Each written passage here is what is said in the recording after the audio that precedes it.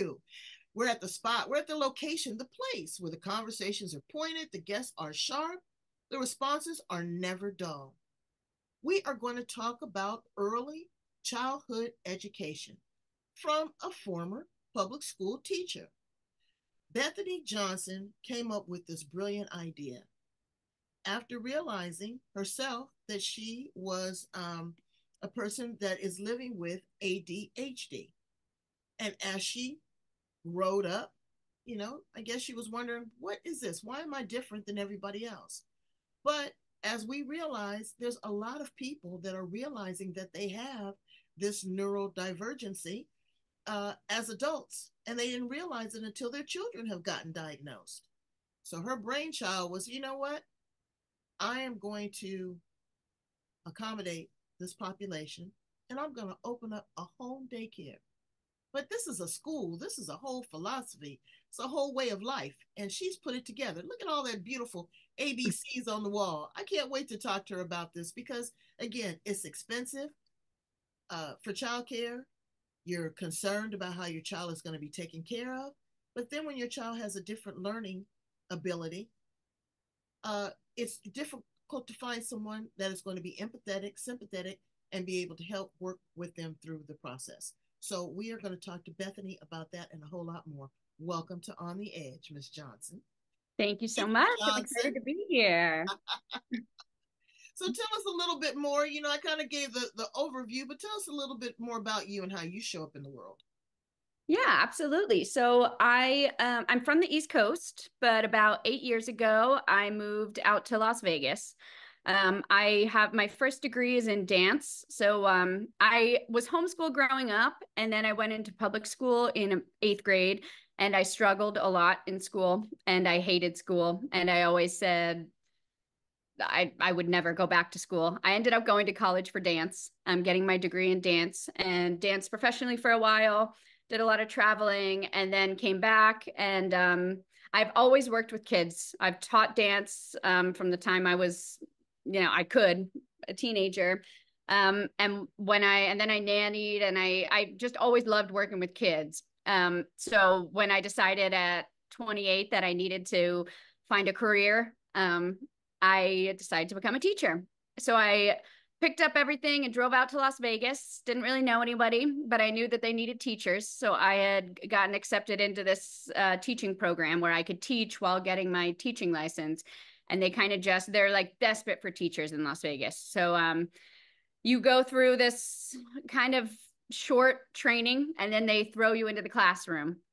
And you don't get much support from there. And then you're going through your college classes to get your teaching license as you're in the classroom.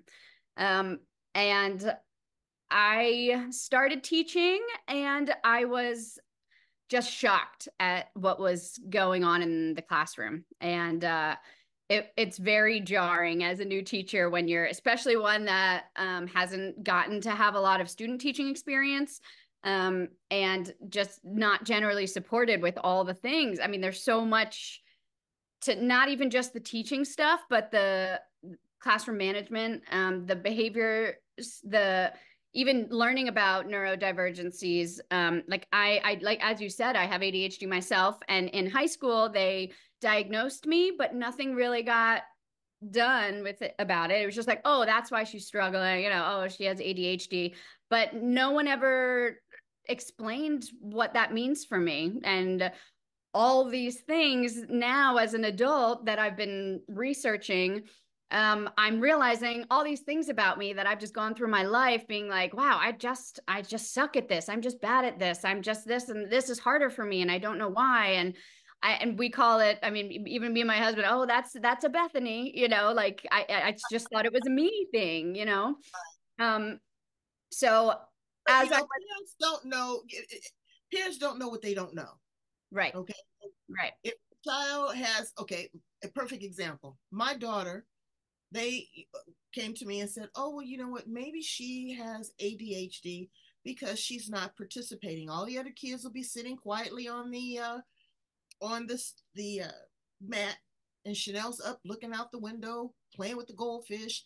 She just didn't get it. Come to find out, number one, she had a vision problem. She couldn't see Mm, the board. But I don't know. I don't see through her eyes. And she had no way of explaining it. This was new to her. Yep. And also, she would get dizzy. And also, she was a bit dyslexic. Mm. So, with Yep. those three things, yeah, that was the recipe for a challenge. Yeah. And there's no way Absolutely. that I could determine what was going on with her because I'm new at parenting. I didn't Yeah. know. Totally. So it's difficult. And then when you are a teacher in a classroom of anywhere from 18 to 25, Mm-hmm. there's no teacher's aides. Yeah. It's stressful. Yeah. And Yeah. then you are held to certain test standards by the state, by your administrator. It's a domino effect. So, what Mm-hmm. would you say to parents, number one, to just kind of assess what's going on, dial back, be patient with themselves and with their children? What would be a strategy for them to try to figure it out when they see that there's, disruption in the classroom, maybe there's bullying, because the kids want a distraction. They want to be the center of attention, but in a different kind of way. Yeah, I think now that I'm working in early childhood and I saw it when I went taught in the district, I taught first and second. And I think one of the biggest problems is even for neurotypical kids is that what we're expecting these kids to do is not developmentally appropriate. So we're expecting them to, I taught first grade. I had a 5-year old who she didn't turn 6 until like October. And I'm like, I'm expecting this 5-year old to sit here at their desk all day because that's what I'm expected to have them do and do, worksheets and all that. And I'm like, that it's just not developmentally appropriate. So no wonder these kids are not able to sit still. They shouldn't be. They're 5 years old. And that was one of my biggest things with the school district is that we're expecting these kids to do things that their brains aren't ready for. So I think as a parent, if you're getting these reports home that your kid is having trouble focusing and I mean, so gosh, there's so many things. But if you're getting these reports home, I would really look at your child and look at their behavior and educate yourself on childhood development. And then you'll be able to tell, is this them being a 5-year old or is there something more going on? And sometimes it can be hard to tell with 5-year olds because they're all kind of, they have this life in them, that our school system seems to crush because that energy and excitement, and it's not convenient for a teacher with 30 kids in their room who is meant to shove this material down their throats, and you have 180 minutes that you have to do reading, and if your principal comes in and they're not all sitting down doing their work, you're going to get in trouble. And so you're stressed out as a teacher because you're like, why isn't this happening? I'm not getting the supports to make this happen. And then parents are stressed out because they're getting reports home that their kid's not able to do that. And I mean, I believe they shouldn't be able to do that. Their brains aren't there. About it is that I just saw legislation the other day that a young woman is going to Congress to get rid of homework the way that it is. When my I daughter was mean, going to school, I was like, "Did you do anything in class?" Because I'm sitting here with you 2 hours, 3 hours, and she's burnt out. She's yeah, tired. Her yeah, little brain, she doesn't care about an ABC, a 1, 2, 3. Who was the president in 1970? She cares nothing about that. yeah. And she should be allowed to be a child. I've noticed another thing. We were on vacation in Yosemite, and these young children were being homeschooled. Oh my God, their vocabulary, their wonderment. They knew the bugs, they knew the trees, they got to sit there among the Native Americans. They actually talked about cooking. They had real life experiences in conjunction with that. And I asked their mother, I said, "Oh my goodness, you must work with them for hours." She says, "No, I give them about 2.5, 3 hours worth of instruction, and then we live life." Well, when it's one-on-one, you don't need this 8 hours a day because you don't have 25 other distractions. You can work with them and work with what they need at that time at their level in whatever learning, however they learn. If they need to be up and moving when they learn, you can have them hopping to letters. If they need to be there's so many different learning styles, and none of that is supported in public school. And like I said, I was homeschooled. My mom homeschooled all six of us.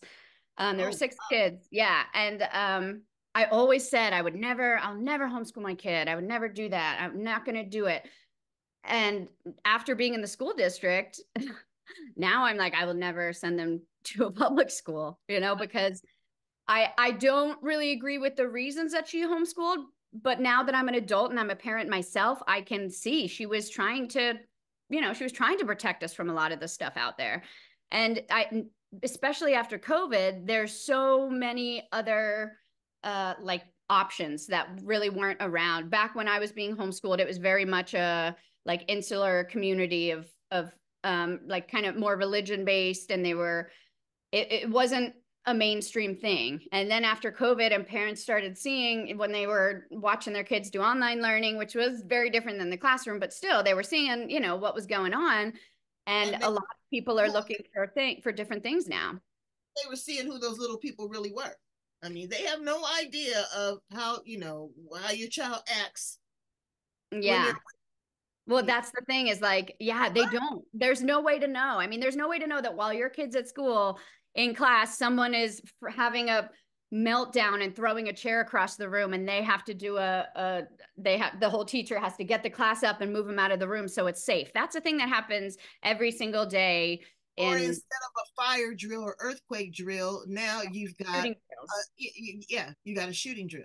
Oh, yeah, that was one of my biggest things. I mean, when I had to lay on the floor with my 6-year-olds, and some of them are crying because it's in the dark and we're supposed to be quiet and keep them quiet, and the principals come around jingling the door handle because they want to make sure that you're not going to open the door for anyone. And I'm just supposed to, like, I don't want my kid to go through that. I don't want that. And I don't want to have to go through sending them to school every day worrying that that drill might be needed because God One of forbid the something school happens like districts that. just authorized, and I think down south just authorized that the teachers can carry weapons.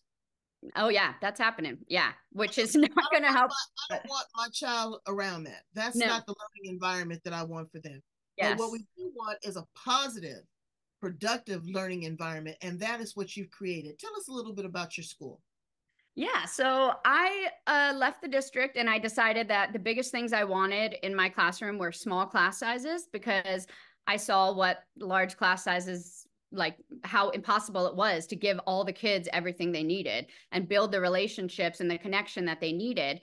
So I said I needed small class sizes and I needed developmentally appropriate practices because, they'll teach you what's developmentally appropriate when you're going through these classes, but then your administrators and the school district, and none of them let you actually put that into practice. So I decided to start a half-day preschool program where there's only 6 kids in every class. The classes are for 3 hours a day. Some kids come for twice a week, and some kids come 3 days a week. I have classes in the morning or the afternoon. And I do teach the Nevada pre-K standards, but it's in a play-based environment. So we're singing, we're dancing, we're using manipulatives and toys to learn all the standards that they need to be prepared for kindergarten. And it gave me the opportunity to, one, be home with my own child because 2 weeks after I opened, I found out I was pregnant. And one of the reasons that I wanted to leave the school district was, one, I was just so stressed and overwhelmed that I knew when we did have a child, I wouldn't be the parent that I wanted to be. And two, I wanted to be able to be home with him, but I'm also a very driven person. I need to be contributing in some other way. Obviously, being a mom is contributing so much, but I needed to have something else for myself. So this was kind of the answer to that, to be able to teach the way I knew kids learned, to be able to really build relationships with my small class sizes, to be able to be home with my son while having all of this, my business, and still continuing my teaching career. So that And it was also allows a certain intimacy because schools always want the parents to be involved. Remember, once upon a time there was a PTA. The mothers would come in and be the monitor, would be the teacher's aide, would support the school on the playground. Mm-hmm. Everybody is just running back and forth. These kids are in the device. There's computerized learning. There's no human interaction. So this way, you're able to really work with the parent to help them work with the child. Yes, exactly. I have And great relationships with all of my parents because they come right to my door every day. I run the preschool out of my garage. I'm in my garage right now. And so they come right up to my door every day. You know, we have lots of contact. We have field trips where the whole family is invited so they all can come so they can meet kids from other classes, they can meet other families. I have some families who are now best friends because their kids were in class together, and now the moms are best friends because they all drop off their kids at my front door every day. So I've really been able to build a learning community. I have 24 kids in my program. And so I've really been able to build like a small but tight knit community of families who otherwise, you know, they might be sending their kids to some big center where there's 20 kids. They might be, and they're not really teaching them the standards. They're well, not licensed. bacteria. Yeah. Well, that too. The funny thing is that I had decided that I was going to do one more year in the school district in the 2019-2020 school year. And while during that last year, I was going to get my preschool licensed and get everything set up. So that's what I did that whole last year. And the weekend that everything shut down for COVID, I had just went around and put up flyers. I was still teaching in the district, but we were about to go online. And I just went around putting up flyers for my open house, and then everything shut down. And I was like, oh my gosh, like I had already put in my resignation in the school district. So in May, I wasn't going to have a job. And I was like, what do I do? Like, I don't even know if I'm going to be able to open now. And I have this whole thing set up. And it ended up working out great because turns out this is exactly what people wanted. They wanted small group. They wanted to get their kid out of the house. Most parents were working from home. And most of my parents are kind of in my neighborhood. They're very close because the classes are only 3 hours. So most of the parents live around here. So it was great for them to just be able to drive down the street, drop off their kid in a small group in a home where they know it's Hours can be a lifetime. exactly. For these kids, I mean, that's all 3 to 5 year olds need. They don't need to be in school 8 hours a day. But I understand a lot of parents need them to be because they have to work, you know? So a lot of my parents are either work from home or stay at home moms, or you know, both the parents work, but some of them work at night so they can work it out. But before, when everything closed down, I didn't know if I was going to be able to open in July like I'd planned. I kind of pivoted and was like, well, I don't know if I'm going to be able to open, but I'm going to try this like an online thing. That's what everyone's doing. Everyone's talking about going online. And I was going online with my public school students. So I was able to, that actually was a great time for me for my public school students because most of the teachers didn't do this, but I decided to have one-on-ones Zoom sessions. And so Mm. for like the first time all year, I was able to just sit with one student at a time and listen to them talk, and they show me their house and meet their siblings, and we focused on what they needed to learn. And so I actually, that last 3 months in the school district when we were online, everyone was like freaking out, and I was like, this is actually great. I mean, I might not be in person, but I'm able to work with them one-on-one, which I almost never get the opportunity to do. And I learned so much about them in those 3 months. Early childhood education is something that people have been pushing for, especially in underserved and overlooked communities. Mm-hmm. It sets you back. It's a disadvantage. There's a lot of kids that can read at 3, at 5. I had a challenge because I was a bit dyslexic, but my parents worked with me. They got me great support, uh, hooked on phonics and different things like that. And here I am today, a media mogul, working with poetry. That's what helped me out. I love that Dr. Zeus to this day. Yep. The rhyming, but as you said, the manipulatives, the interaction, it's not just about looking at the book. It is actually real life application. I had Absolutely. a kid that would come down here and visit with me during COVID because his mother was going nuts. And I taught him, fractions, how to measure. My husband taught him how to measure. We would go outside in the garden and plant. We looked at the bugs. We catch 2 or 3 of them and come in and go online and Google it and figure out who they are and what they are.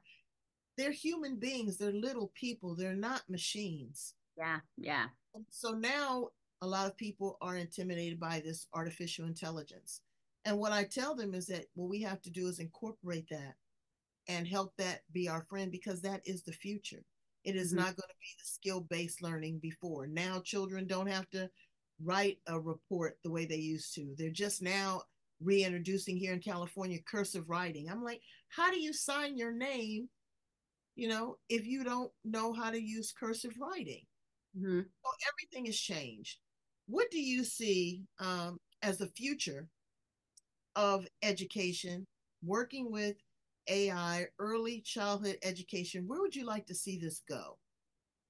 Ooh, I mean, I've recently just kind of started trying to empower teachers to create, to step out of where they are and create what they want to see. So there are so many options out there. Like I just created a preschool in my garage, but there's micro schools, there's so tutoring, there's so many different ways that you can take your skills as a teacher, as an educator, and especially if you're not happy with where you are, which most people are not, because what's going on is in our whole country is just not working for our country, as you can see in our test scores, but mostly in just the kids. This is not, we're not helping them, we're hurting them, we're hurting their love of learning, we're hurting their self-esteem. And what I want to see is focusing on the student instead of test scores, focusing on being able to really individualize their instruction and not having some overarching concept of what it's supposed to look like, because there's so many ways to personalize it and to give the kids what they need individually, but not in that setting, not with these bureaucrats who've never been in a classroom, who know nothing about early childhood education or childhood development. They're making these laws that don't make sense. And teachers will tell you, none of this makes sense. How am I supposed to do this? This doesn't work, but no one listens to the teachers. So the teachers are just stuck grinding their gears, doing the stuff that we know isn't working. We see it every day. When I left school every day, I was so heartbroken, so angry, so frustrated that I just had to like participate in this. That I would get frustrated that I felt so much pressure to make these kids perform this way when I knew that wasn't fair to them.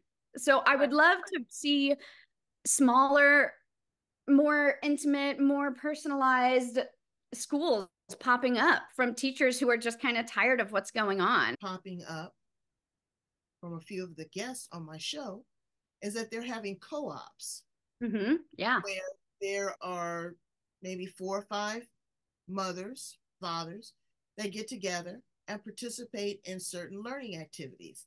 It might be reading, it might be going to the library, it might be science, it might be mathematics, whatever their zone of genius is. And Mm-hmm. it is working out tremendously. Yeah. But what I don't understand, again, I haven't had a little one in school in a long time, and I put her in private school, which wasn't a benefit, was actually a hindrance to her because they would combine classes, the 3-4 together and the 4-5. She wasn't getting the fundamental learning opportunities of each individual grade. But what I did find is it interesting how parents are able to send to homeschool. Once upon a time, that was almost like against the law to homeschool. There's been a lot more advocacy for homeschooling lately, and it really depends on your state. Some states are really strict, like California is pretty strict with it. Like Nevada is not really strict with it. You kind of just have to put something in saying I'm going to homeschool my kid.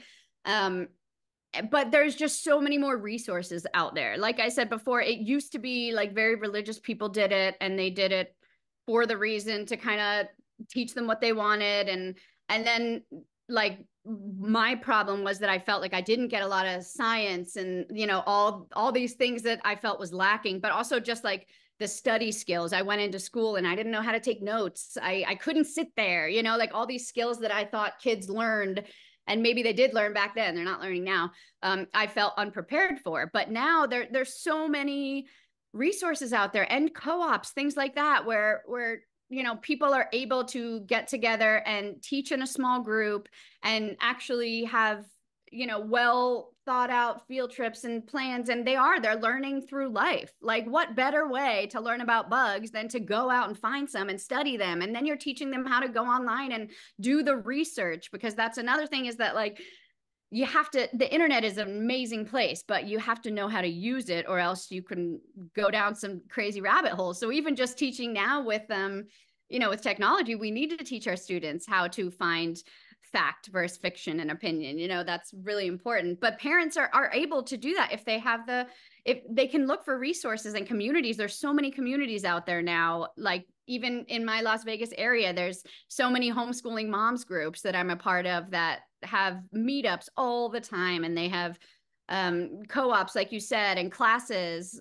So after I filled my local preschool, I wanted to grow, but I didn't want to leave my garage. I liked my small class sizes, and I didn't want to go Oh, to a big. absolutely. And it's intimate and it's personal. And I'll tell you, Brains, I saw my second grade teacher about 4 or 5 years ago, Miss DeRoche. Oh, she used to wear this perfume called Blue Magic. And I don't know what happened. I smelt that smell. And I turned around and saw her, and I'm telling you, the tears streamed down my face. And she remembered me. She goes, April. And I said, Miss DeRoche? She says yes. And she was still just as fluffy and soft and tender and smelled good. But when she would hug me and tell me that I got an A on my spelling test, she was so proud of me. I'm telling you, it was like Christmas. Teachers are sacred. Teachers are people that you will remember. They have poured into you. They have invested in you. They have loved you. They have hugged you. Now, teachers in public school can't grab a child and hug them without being accused of something inappropriate. Or you've got teachers that are inappropriate. Where do you draw the line? Mm-hmm. How do you micromanage? But there's nothing like loving on a child. Mm-hmm. There's nothing like telling them, that you've done a good job, or you've got an A, or you say yay, or, maybe let's try again. Rewarding for effort. And now in schools, I'm glad to see that they're not shaming the children. They're teaching them mindfulness. Mm-hmm. I had one guest that even the school that they created, their parents are open to giving them Reiki. In small doses. They're teaching them yoga. They're really, instead of doing standards or being in the corner or public safety, you understand that there is consequences for your actions, but how do you work them out? And that makes you a more productive, responsible adult. And it starts early. You can't re-raise a 15-year-old. Exactly. I think people don't realize that 90% of your brain is developed by the time you're 5. Like that birth through 5 years old is where the most development of brain happens. So if you're not getting those social emotional skills, which is what we're seeing so much of now, it's so much harder to learn them later. And then once you get in the public school, then they're not teaching them, you don't have the opportunity. You're just a behavior issue at that point. And then once you become the kid who is a behavior issue because you can't sit still or because you can't regulate your emotions, then you're labeled as the bad kid. And they know that. They know they're the bad kid. So then from the time they're 5 years old in kindergarten, they're the bad kid, and they're not going to want to change that. Well, this is what gets the attention. The bully. That's who I am, and it just shows me. Subjective to at home, they're the bully. Yeah. I was the target, and the one woman talked to the child so bad, I had to say something. Mm-hmm. And I was like, wow, is that all that? I had to say something, all that necessary? And she kind of bugged her eyes, and I was like, okay, we're getting ready to have a knockdown drag out here on the toilet paper aisle. But the child didn't deserve that, They didn't deserve that. And you have to be careful what you say, because words cut like a knife. Yeah, yeah. And that's you're not this. You're like your dad. You're dumb. You're stupid. Why can't you get this right? Because I don't understand it. Mm-hmm. Yeah. And that's being open to that not understanding is huge as a parent. Exactly. Because that's the thing I think so many parents don't understand, is that when, like, kids' brains are literally not developed to have impulse control or empathy. Like their brains aren't even there to have empathy until like 4 or 5 years old. And so parents see their kids pushing or doing something and automatically, they're getting in trouble. Maybe they're even spanking them, teaching them how we, don't hit, you're going to get hit if you hit, but we're not teaching them how to regulate their emotions. We're not even teaching them that these emotions are okay to have. We're shutting them down or we're punishing them for the emotions. And that's one of the reasons I wanted to go down to early childhood, because I saw what happens when they get into elementary school and they have not been taught social emotional skills. They don't know how to regulate their bodies. And I think parents don't understand that when these kids are having a tantrum over the wrong color plate or something that seems so trivial to us, their body is literally in fight or flight mode. Their brain is telling them that, they don't have the control yet. So it's our job to teach them those strategies, to tell them that it's okay to have these feelings. We all feel this way, but let's see how we can hone in on them and how next time we can handle them better, and that takes a lot of teaching. But if you're not teaching that, if you're just punishing them for having a big outburst, that's not helping, because that's not teaching them how to regulate their emotions. It's And what happens too is that is a hindrance on the siblings, yeah. because if one particular child is getting a lot more attention because they're the distraction or because they have a learning disability or yada yada, you don't have enough time for me, and that creates Sibling rivalry, yeah. They sibling become the rivalry. scapegoat, Not, yeah. and it's dysfunctional to the whole family. It And is. then in some situations, not all, but one of the spouses can't handle it. Mm-hmm. Yeah. You know, they're Breaks apart overwhelmed by families. it. Yeah. You know, the child has an outburst. We can't take them over to our friend's house because we don't know how they're going to act or react, or the parents are going to judge you for your parenting style. Well, I would just, spank them, or I would just do this. But you don't understand that there's a lot more to this than just what it appears to be on the outside. So when you select parents, because I know that it is not just them selecting you, but you also selecting them, what type of intake or what kind of expectations or information do you expect from the parents when they come to meet you um, to enroll their child in your program? Um, I mean, I want to know that they see me as a professional and not just a babysitter, because I want them to understand how important early education is. And you have a lot of parents who, just see a preschool teacher as a babysitter. And I want to know that if I have concerns, if there problems arise, that they're going to listen to me as a professional, because I've been doing this a long time and because I understand child development. So I understand what behaviors are typical and atypical. And that is a big problem I have, that I'll refer them to be evaluated for something.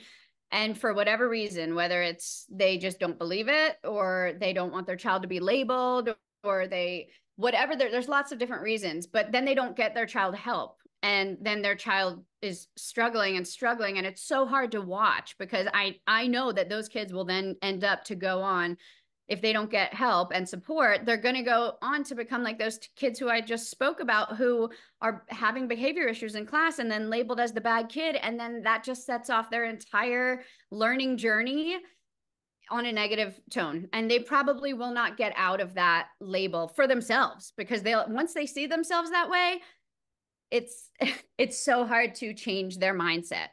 So when I try and speak to parents, I try and make sure that they understand what this is. This isn't just a place to, for where kids are, sitting around watching TV and playing. I mean, they are playing. We are playing, but our play is purposeful, and we are. So if I bring something up to them, that they're going to take me seriously, and I'm not just going to be Right. spinning my wheels, because I hate watching these kids suffer because of it. So what I would love to do one day is to make a preschool that also has parenting courses, and even allows the parents to come in with a child therapist, and get lessons on how to work with their child, because I only see them 3 days, I mean 3 hours at a time, they're with their parents most of the time. So so much of that happens at home. So I want to be able to educate parents on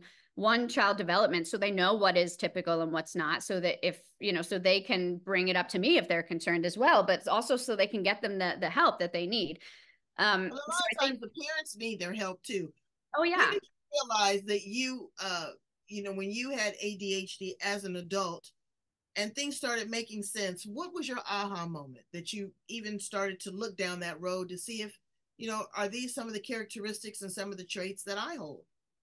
I read the book Scattered Minds, and the book Driven to Distraction. And both of those books, it was like he was describing me to a T. And he was describing the childhood hurt that comes with that from growing up feeling like you're just too much for everyone. You talk too much, you move too much, you everything is just too much, and why can't you just do this, why can't you sit still, why can't you focus on this, and that's your life growing up, and so you internalize that, why can't I do this, why can't I sit still like these kids, why do I talk too much, why am I too much for people? And that's really hard when you grow up your entire life feeling that way. What's wrong with me, what's wrong with me, why can't I be like everyone else? And then when I read those books and then joined all this, a lot of social media pages that explain what's going on in my brain when that's happening, and that these things are things that people with ADHD deal with, not just me. It's not just a me problem. That's my ADHD, that my brain works differently. And that's why I do that. And, Well, why my do you ADHD has been a great help in some ways. It's Right, but been why do you think that now, within the last maybe 10 years, that there's been such an uptick in autism and ADHD diagnosis? well, Is it back then they what would. it was?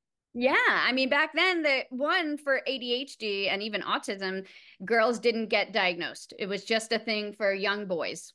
And it was young boys who couldn't sit still, And now we realize that one, girls present differently than boys with ADHD.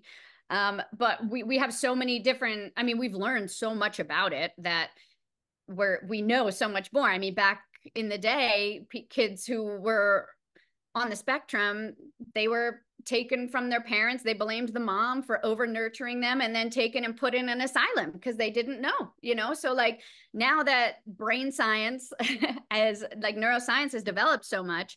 And then I think what you said is true too, that now these kids are getting diagnosed and the parents are being like, oh, wait, those traits are traits of autism or ADHD, like that's me too. And so then they go and they get a late diagnosis. And so I think it's a lot more awareness. And with social media and stuff, people are able to share their experiences. So, if you go on and you read all these traits and you're like, wait, no, that's all me. And then you're able to go to a doctor and say, hey, all of this kind of connects. What do you think? And then you're able to get a diagnosis. But before that, it was just, I just suck at this, I'm just bad at this, I must be lazy, I must be stupid, I must be, that's what you think when you grow up and you don't understand how your brain works. You just think that you're stupid and lazy and you just want yourself to do so much better, but you're not given the tools to be able to be better. And so the self-loathing, and then that comes with depression, and it just kind of piles on top of each other. Let me ask a question. Not going into your finances, but I just kind of want to know, programs like yours in Las Vegas, are parents able to get some sort of support or subsidy or aid or grant? Because I'm sure private learning is not inexpensive. There's a lot that goes into personalized instructions, but there's also a lot of children that are overlooked and underserved. Mm-hmm. Are there programs like that might support you, or is this something that parents just have to pay out of pocket? There is Urban League, although I haven't gone through the process of being able to be a Like provider for that. I was doing a daycare, and the food program was a process. Yeah, Once you, everything is a big once process. you get the government into it, it changes the whole dynamic. Yes, exactly, which is one of the reasons I haven't gone through the whole process yet. But that's also another reason that I relaunched my online program, so they can still get learning at home. So I have a lot of homeschoolers now who are looking for a good program that works for them and works on their schedule and works on their time. And that's affordable. So that's one of the reasons I opened that. So now we have Bold and Bright Academy online, and we have hundreds of on-demand classes that can be watched anytime in reading and math and science and dance and yoga and art, cooking, Spanish. So we offer tons of classes that they can do at home.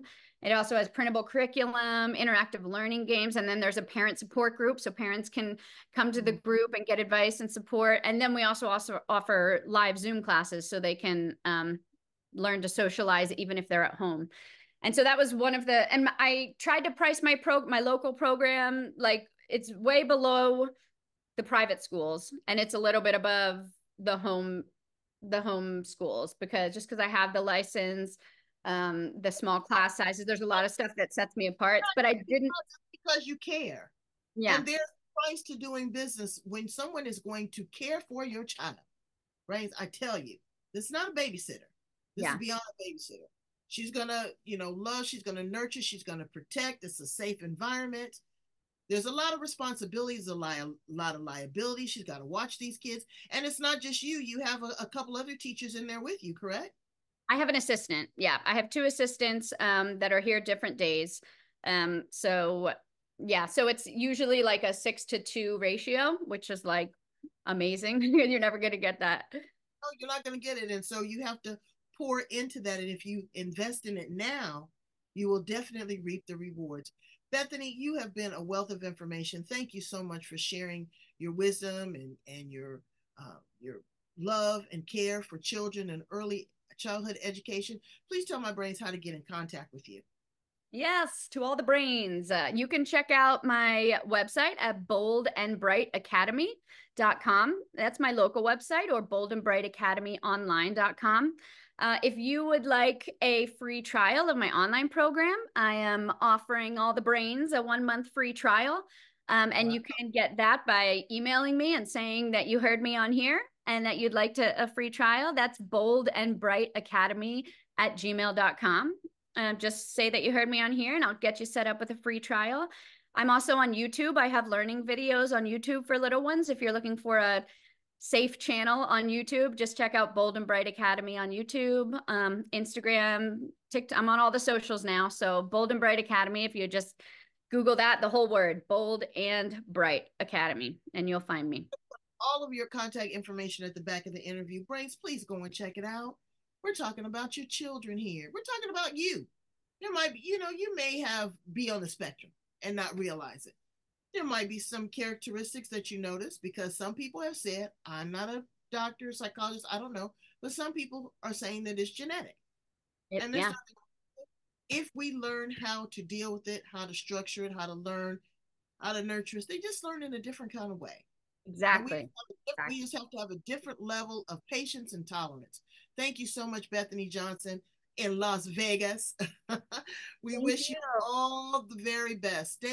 Keep us informed as this grows, and we're going to be looking for Bright and Bold Academy. Thank you so much. So much, April. I had a great time. Thank you. Bye.